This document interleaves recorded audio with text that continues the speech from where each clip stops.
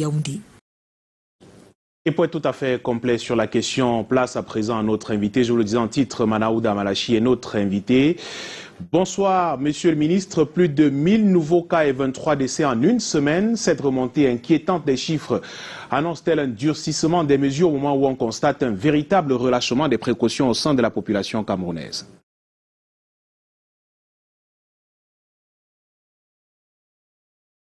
Et pour être très précis sur la question, disons que nous n'en sommes pas encore là parce que la cote d'alarme ou d'alerte de mars-avril dernier n'est pas encore atteinte, mais nous sommes à un moment où il faudrait agir et agir rapidement parce que les indicateurs que nous avons aujourd'hui en termes de l'évolution de la maladie voudrait effectivement que nous reprenions conscience et que nous suivions à nouveau les 13 mesures que le président de la République avait édictées il y a de cela quelques mois.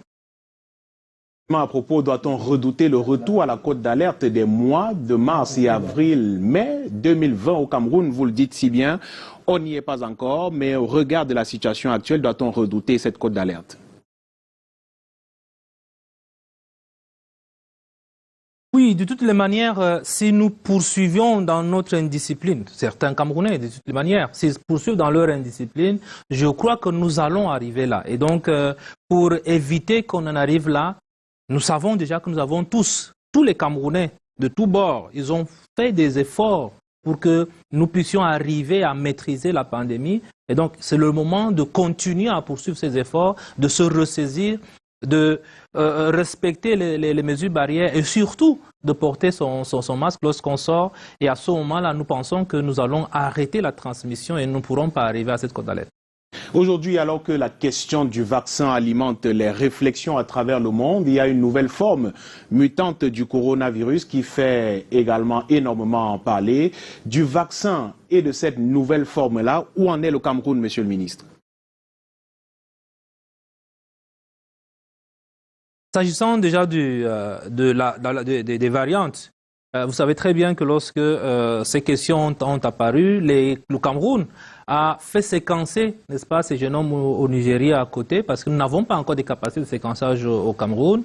Les résultats qui nous sont revenus nous montrent en réalité que nous n'avons pas, pour l'instant, la circulation de ces variantes au Cameroun, que ce soit la variante sud-africaine, brésilienne ou britannique, nous ne les avons pas encore au Cameroun. Et nous avons mis en place tout de suite un processus de séquençage nous-mêmes de nos génomes au niveau du Cameroun. Et je crois qu'on va commencer à faire un séquençage partiel dans nos 3 laboratoires en attendant que nous investissions pour faire du séquençage complet. Maintenant, s'agissant du vaccin, c'est une question qui, je sais, préoccupe bien nombre des Camerounais. Nous avons suivi les très hautes instructions de M. le Président de la République qui nous ont été transmises par le premier chef du gouvernement. Ces instructions nous demandaient de préparer notre pays à l'introduction éventuelle d'un vaccin dans notre pays. Mais nous disons encore une fois de plus, la position de M. le Président de la République est claire. La situation épidémiologique actuelle n'appelle pas à un recours tout de suite au vaccin.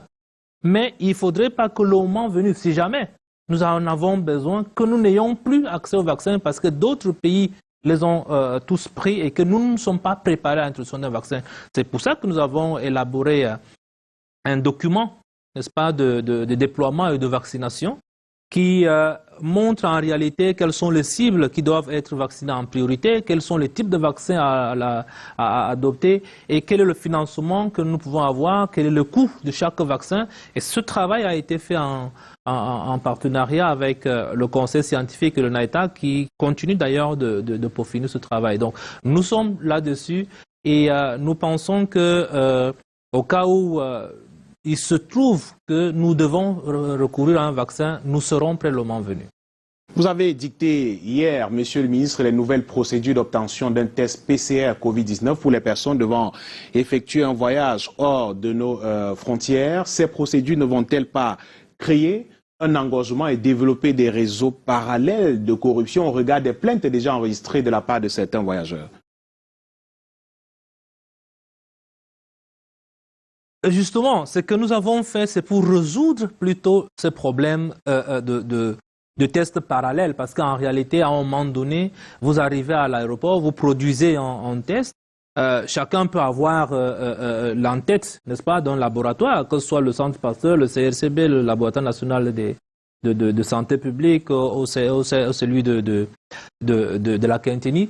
On peut avoir ces en-têtes et on produit un test alors qu'on n'est pas passé par un laboratoire. Aujourd'hui, ce que nous mettons en place, c'est un processus qui va du prélèvement jusqu'à la sortie de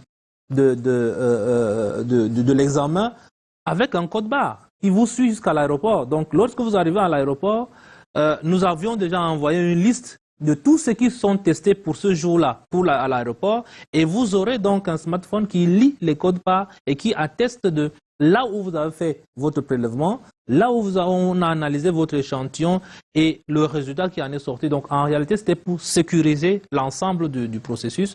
Maintenant, on a mis en place une démarche qui vise à fluidifier, n'est-ce pas, le circuit pour que les voyageurs, effectivement, ne soient pas pénalisés du fait de ces nouvelles mesures. Je pense que nous avons déjà commencé à l'éprouver cette journée. Demain, ce sera un autre jour et nous pensons qu'il ne pourrait pas y avoir d'embouteillage à ce niveau-là. Dernière question pour sortir, Monsieur le ministre. Au-delà du Covid-19, il n'y a pas que le Covid. Vous avez annoncé la présence de 2 cas de polio de type 2. La résurgence de la polio n'est-elle pas évocatrice, Monsieur le ministre, de ce que pendant que les pouvoirs publics mobilisent les ressources sur le Covid-19, d'autres dangers nous guettent? Ah oui, vous faites bien de le rappeler. Et si, effectivement, nous avons aujourd'hui évoqué ces 2 cas de polio de type 2, ça veut dire que nous travaillons. En dehors du Covid, ça veut dire que nous surveillons d'autres secteurs. Nous allons. La santé maternelle, que vous savez très bien, nous préoccupe. Les autres pathologies chroniques nous préoccupent. Et nous avons donc comme ça un large éventail de ces maladies que nous surveillons. Donc, en réalité, il n'y a pas que le Covid que nous voulons faire prévaloir parce que la continuité des services essentiels doit normalement nous préoccuper tout le temps. Donc, en réalité, ici, ce que nous faisons aujourd'hui, c'est de répondre à une crise, mais de continuer aussi avec ces services essentiels. Merci, Monsieur le ministre, d'avoir accepté d'être l'invité du 19h50 ce soir. Il ne nous reste plus qu'à vous souhaiter une bonne soirée à Yaoundé, en prescrivant bien sûr, et vous l'avez d'ailleurs dit d'entrée de cette émission, les mesures barrières à tous ceux qui nous regardent ce soir. Le port systématique du masque, vous aviez d'ailleurs le vôtre tout à l'heure avant le début de cet entretien, et la suite de ce journal.